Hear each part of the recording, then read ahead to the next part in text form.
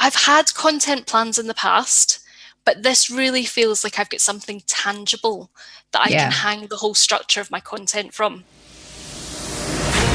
Welcome to the Content 10X Podcast, the show where content creators learn how to harness the power of content repurposing. And now, your host, Amy Woods. Hello and welcome to this week's episode of the Content 10X podcast. This week I have a fantastic guest with a really inspiring content story to share. So my guest is Nicola Semple. Nicola is a mindset coach. She helps female professionals to annihilate self-doubt and fear of judgment so they can confidently take control of their career. Host of the Good Life Well Lived podcast and also the creator of the You Are Enough cards, which is what we're going to be speaking about today. So Nicola, welcome to the show. Hello. I'm delighted to be here. It's so good to have you here. I think it's like really kind of big deal for me because you were the first person that I started to interact with when I was thinking of leaving the corporate world behind. And we spoke before we hit record. So it was back in 2016, I think we worked out, wasn't it? I cannot believe it has been such a long time, and also such a long time since we've caught up. It's been lovely to chat and also hear about what an amazing journey Content 10X has been on. You should be exceptionally proud of what you've created. Oh, well, thank you so much. And the same back to you too. And, I'm really looking forward to our conversation today. But yeah, I provided the intro, doing an awesome job, mindset coach. We're going to talk about the You Are Enough cards, but is there anything, what did I miss? A bit more background maybe as to, what you are, what you do, how you help people. So I think the one thing I would say about me and my career and my work experience, it's been a long and winding road. And I'd like to share that message with anybody out there who is at a point where they're thinking, I just don't know what to do next. And my advice to you is just take the next step. So I've gone from corporate business change consultant to small business mentor to mindfulness teacher to certified mindset coach. And every single thing that I have done along that journey has got me to where I am just now. And I now feel like I'm in an awesome position to use all of my experience, everything that I've learned, and really help and support my clients. So if you are at that point where you're not quite sure what the next step is, just go with your gut, take that next step, and it'll be amazing where you end up. And who would you say, in terms of specifically the kind of clients that you work with for the mindset coaching, is there a kind of target audience that you help? Yeah, so the people that I specifically work with at the moment are either female business owners or female professionals who are riddled with self-doubt. They are fearing the judgment of everybody round about them. They're not sure of themselves. They don't know they know they want to make a change within either their job or their career, but they don't quite know what that looks like. And so I work through that with them so that they can step into a new identity and really move forward with their career, with their life, and really go for the things that light them up rather than being suffocated and held back by that self-doubt and that fear of judgment. Yeah, awesome. Well, I think a lot of us have been there. I've certainly been there as well, and we need help. And you recently really got my attention online with these really fab cards that you have bought, and just something different in terms of bringing out a physical product. And You Are Enough cards, they're really eye-catching and just something different. And that's what we want to talk about today in terms of why you created them, the journey, the content that you use, the content that you can go on to use as well. Yeah. So I guess the first question is, what are the You Are Enough cards and why did you decide to create them? So the You Are Enough cards is a pack of 52 coaching cards. And really, the message behind them is accepting yourself just as you are is the greatest gift that you can give yourself. And so in this box, there are 52 cards with 52 different messages to reinforce this belief that you are enough. But not only do you have that message on the front side, on the rear of the card, you've got some exercises, some tools, some tips, a bit more insight that's really, in a lot of cases, quite actionable, that you can go away and do to help to instill this belief in yourself that you are enough. And the reason that I created them, so I have been working with a number of people over the past few years, talking to them about their limiting beliefs, the things that are holding them back. And when you drill down in people's limiting beliefs, and their limiting belief could be, I can't be visible online, or it could be, I can't go for that promotion.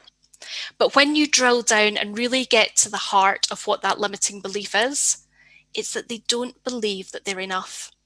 So it could be that they don't believe that they are good enough to put themselves out into the world and be visible online. Or it could be that they don't think that they're qualified enough, got enough experience to go for that promotion.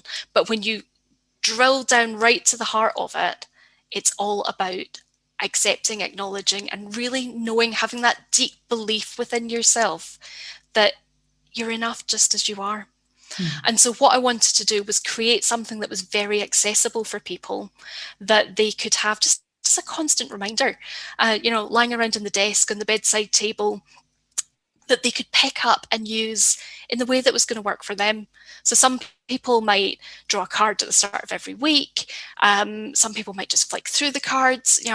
It's really about having bite-sized content, bite-sized messages that people can access in a way that is appropriate for them. And what kind of feedback have you had so far? Because they're kind of fairly new as we speak now, aren't we? Like a month or so? I think even less than that, about 2 or 3 weeks. It was just after Easter that they came out.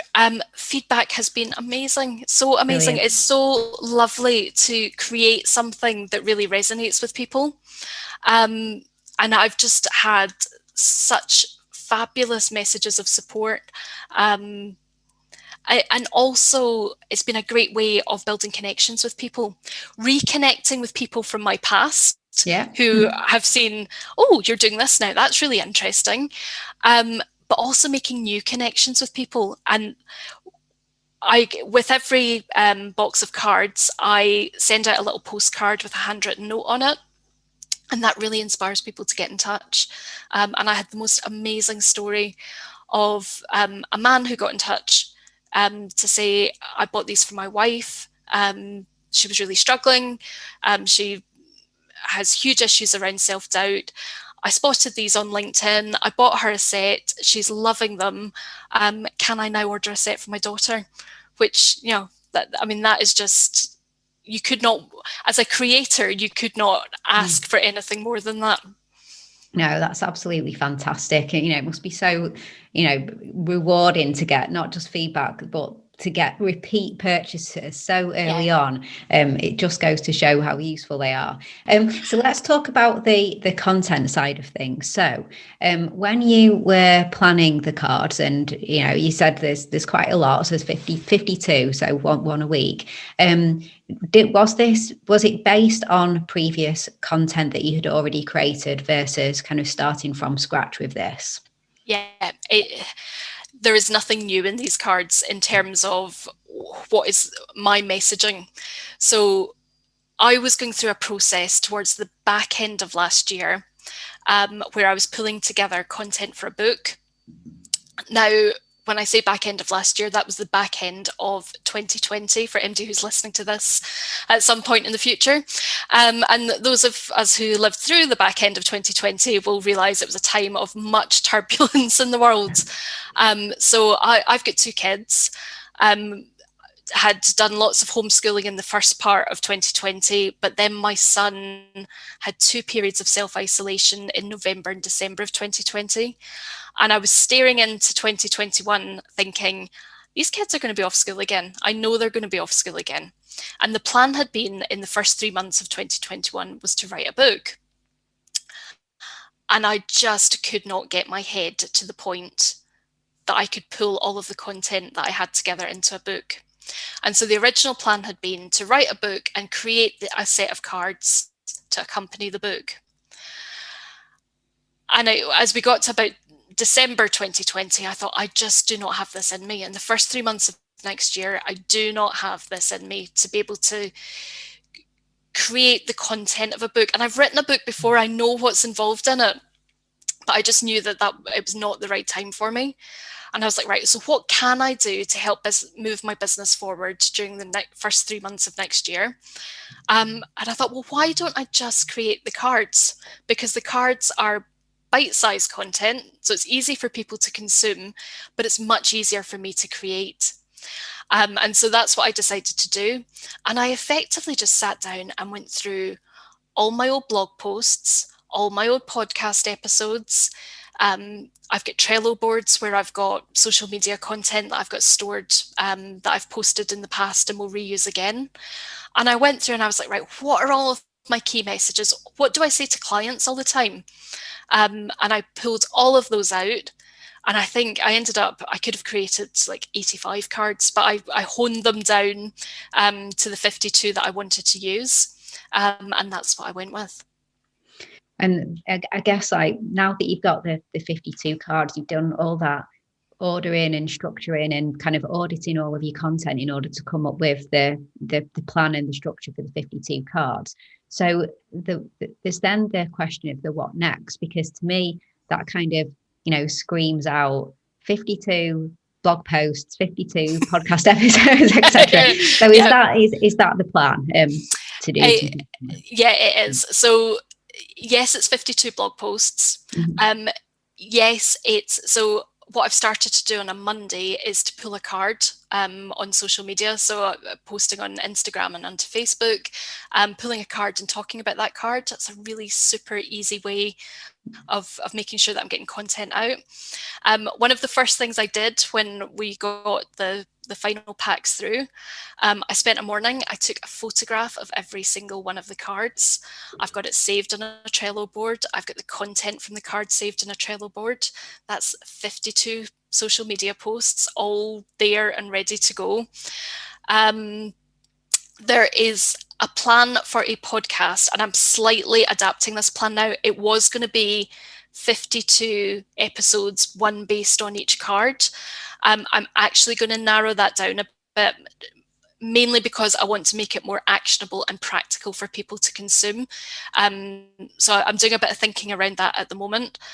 But I'm finding that it's making my content creation and my social media so much easier. Mm-hmm. Like, I have something, I've had content plans in the past, but this really feels like I've got something tangible that I can hang the whole structure of my content from. And because I am niching down into this area of supporting people with self-doubt and fear of judgment, it is the perfect product. The two things go hand in hand.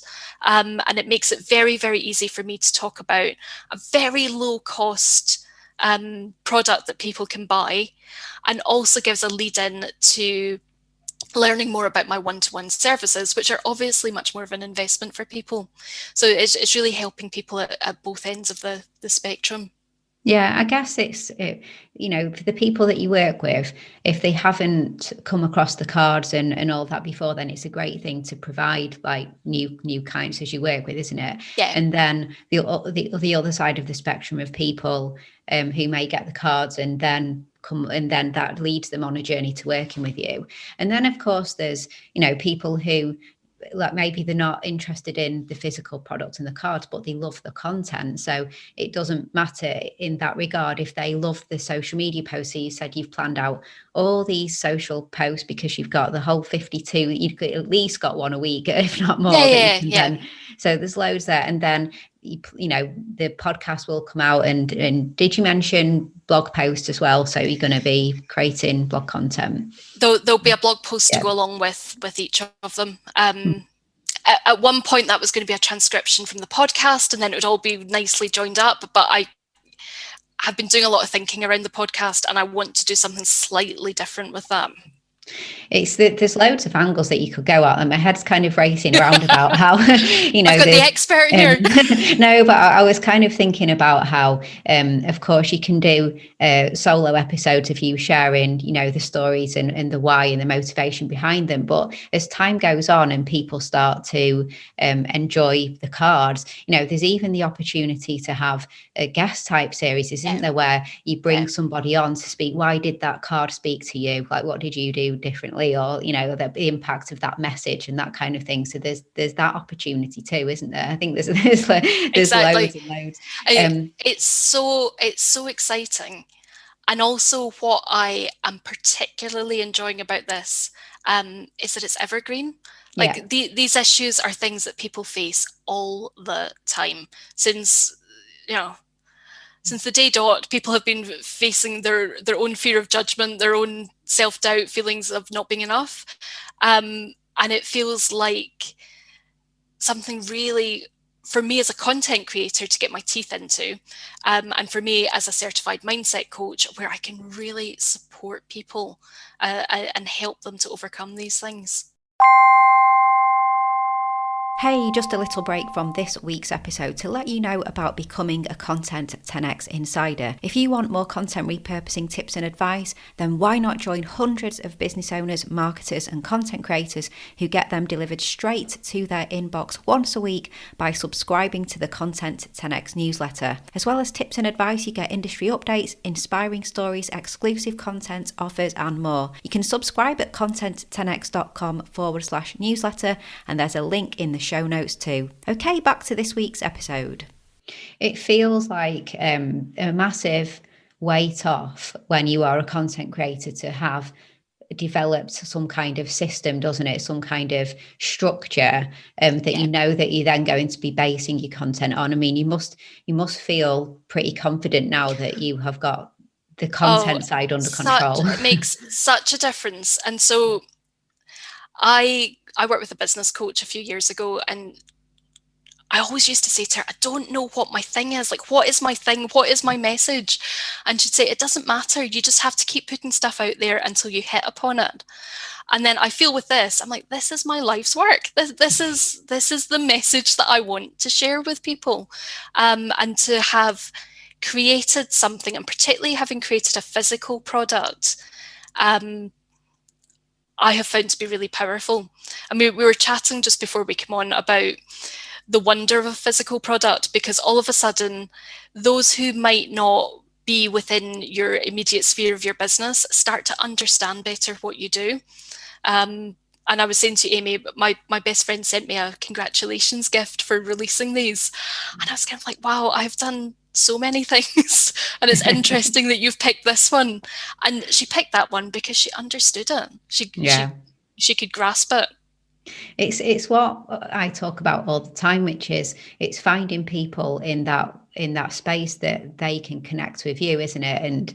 And there's so many different ways that you reach that connection with people, whether for some people it is through social media posts, from some people it's from listening to you in a podcast, some people it's video, some people it's reading and consuming like your written content. And then sometimes it hits people more when it's like that physical product or that book or what you've done, which is great. I found it funny when I've had my podcast for over 3 years. I think it's like going to be 4 years later this year, and I was on a radio station, in an Irish radio station, being interviewed, and that was the first time that my dad actually kind of listened to me doing anything audio wise, and then told some relatives that he's Irish and I suppose radio is more his generation. It made me laugh, when I was saying to my team, I've got 180 odd podcast episodes. I'm not sure he's ever listened to one, but he was really quite excited about me doing this radio interview in Ireland.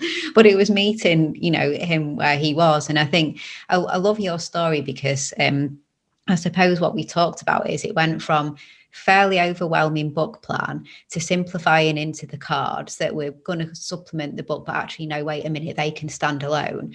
And the cards managed to form this really good content structure then for future social posts, future podcasts, future blog posts. And we're talking about well over a year's worth of content that can form from that.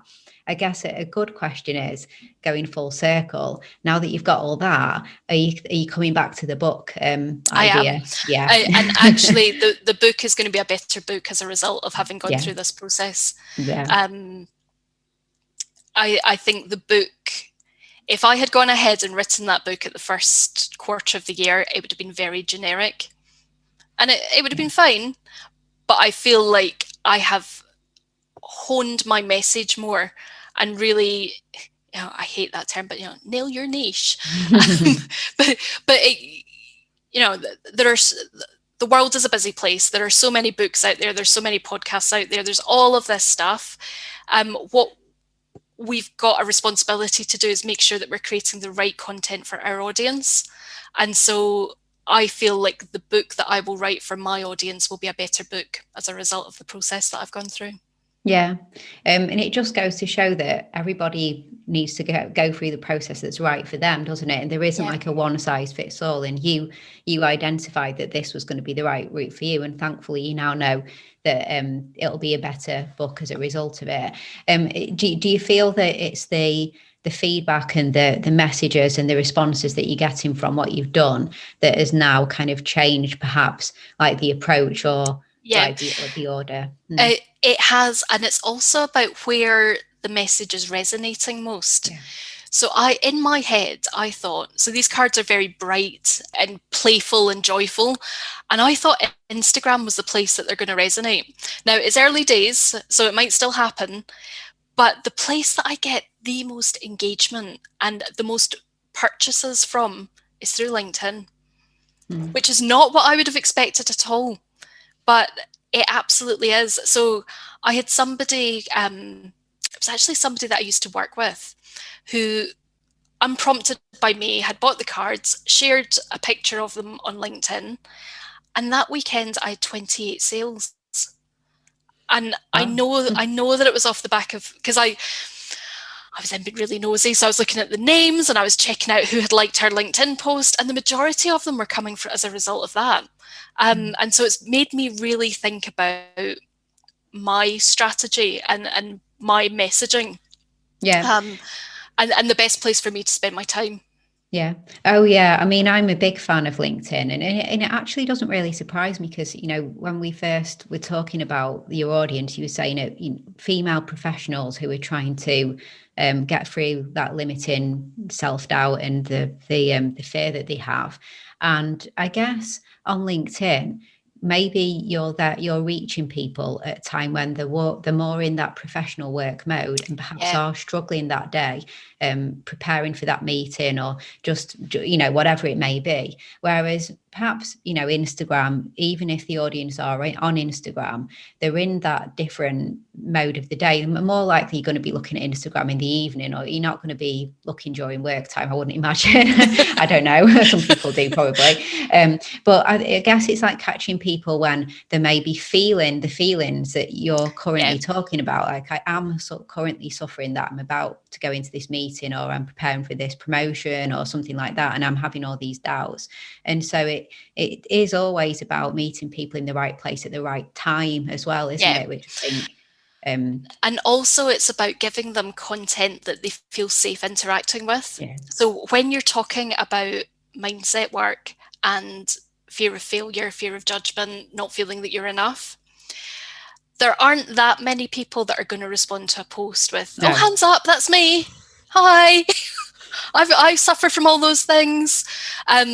So I have found in the past it can be quite hard to get engagement going in LinkedIn. So you might then get a direct message where people say, oh, tell me a bit more about what you do, because they're interested in it, but they're not exactly shouting about it to their friends. Whereas if they see a pretty image with a message on it that kind of universally resonates, they're much more likely to engage. Yeah. So do you definitely feel on LinkedIn that when you add the visual aspect to the post, I find this really interesting because we're currently looking at the engagement of text only posts versus the posts with images or videos. Are you finding that it is the visual nature of the posts that are grabbing people's attention? Who knows? Who knows? Yeah. Well, it's trial that and is error. that's the $64 million question. I've had posts on LinkedIn that do really well, and they are text only. But what do we mean by really well? Because really well to me is not necessarily getting lots of likes and comments. Really well to me is somebody getting in touch and going, can we have a conversation? Yeah, agreed. Yeah. I completely agree. I often post things and people may think on the outside, well, that didn't get that many comments or likes, but they actually don't realize that, quite a few messages that came in, just saying I'd like to talk about that or this kind of thing. So you can't always, especially on LinkedIn. I think that what could work really well could be the carousel posts on LinkedIn for the cards, not carouseling the cards, because that's probably just starting to give it all away, isn't it? But having one card as the front page of the carousel and then having some of the kind of tips or story behind it. Because they're really engaging. People want to swipe, people want to see the next one and go through them. And I think people would read the message more there than in the text. Yeah. So there you go. I'm going to take that away as an idea. And it's interesting what you were saying about giving the content away. So one of the last conversations we had at the end of this process was around creating a digital deck. And I was getting really excited. I'm like, oh yeah, and we could do that. It'll be amazing. And we'll share it here. And then I'm like, wait a minute. If I have a digital deck of these cards and I'm giving it away, who's going to buy the actual deck? Yeah. And then I had to rein myself in because it sounded really exciting. It felt like a real enhancement to the project. But actually, first of all, if people are getting things for free, I think quite often they disappear into their hard drive and get covered in digital dust and just don't get checked. And that's not what I want for this. I want people to be using them. But in order to get that connection with people, I want them to physically have that product. Yeah, I completely agree. I think I would have done exactly the same. As much as you could say, let's turn this into digital. It's not what it is it? It's what it is intended to be is in that physical format. And I just wouldn't do that. I wouldn't go down that route. And it's not exactly the same, but the comic book that I created for Content 10X, which you can see as we're talking because we can see each other, we can see behind me. That was just something that I created that I give out at the end of some talks because it follows this story that I share when I do a talk. And it's just a really kind of eye-catching, fun, like really bright comic. And we talked about that in terms of should we follow up and provide people with the PDF version of the comic book? And then the decision was just no, it's true intention is to be something physical that people hold, that it's fun and it's interesting, and it just kind of sapped away what its intention was if it was just delivered up as a PDF and kind of no, like we won't do that. And it's interesting you should say about what you can then use the products for, because one area that I want to move into probably later in the year into the following year is around corporate speaking. So doing lunch and learn sessions and different things, and leaving each of the participants with a little gift to take away. Yeah. It's the gift that keeps on giving, isn't it? And you can base the talk on it. You could develop a keynote that is based on the 52 cards and everyone gets it. So there's the congruency of the message on the stage through to what people get and things like that. And it becomes Nicola isn't, just turning up to deliver something on the stage, but it's a full rounded experience with things to give away and things like that. So there's so much more, isn't there? Like you could keep on going. Course and app and actually one thing we haven't talked about, but it is mentioned. There's a little cover card that directs people to all of my social media and different things. There's a You Are Enough meditation that people can download. And then that gets them onto my mailing list if they haven't chosen to do so at the point of purchase. Brilliant. Yeah. So also managing to capture some email addresses as well and build the email list as well, which is super important. Well, it's just so inspiring, your story. I love it. I love the kind of embracing content. I love the way that you found your way of getting that message out there, and more so as well, just looking at everything that you've created and finding a new way to new and innovative way to provide something different. And then, like we said, kind of it's then the gift that keeps on giving with all the content that you can go on and create from them, and the structure that it's now brought to your content strategy, but also the opportunity, as we were saying, for more ways to use the cards and stuff. So really great to have you on and just talk this through. And I hope to the listeners that you are feeling inspired and maybe thinking of something that you could do in a similar way to to do something innovative and different with content, and of course repurpose the content as well, which is make the most of all that time and effort that you put into it. Well, thank you so much. We could talk for ages, but we could but thank you for having me. No, thank you. So I mean, obviously the all important question, but as well as where do we go to get the cards, but where do we go to stay in touch and connect with you as well? What would be the best place? So you can get me on Instagram and Facebook at I am Nicola Semple, and also over on LinkedIn. If you just search for Nicola Semple, I will pop up. And as soon as you get there will be a link that you can go and purchase the cards. So yeah. Awesome. Yeah. And the classic podcast line of all of those links will be in the podcast show notes as well. Yeah, they will be. Oh, well, thank you. Thank you so much. It's been so great to have you on. Such a great story. So yeah, thank you. It's been awesome. Thanks, Amy. Take care.